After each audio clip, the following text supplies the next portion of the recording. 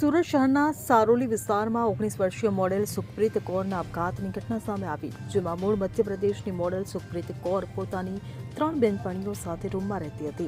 આ દરમિયાન તે ગઈકાલે એકલી હતી ત્યારે બેડરૂમમાં પંખા સાથે દુપટ્ટો બાંધી ગળે ફાંસો ખાઈ જીવન ટૂંકાવ્યું હતું.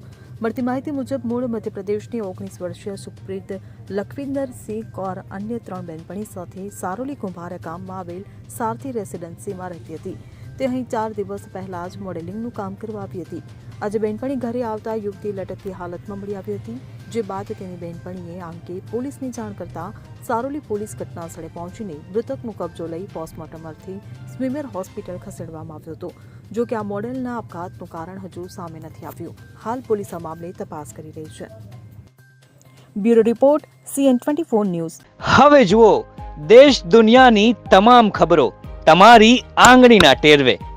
ઉઠાવો મોબાઈલ અને Google Play Store પરથી ડાઉનલોડ કરો અમારી CN24 ન્યૂઝ મોબાઈલ એપ.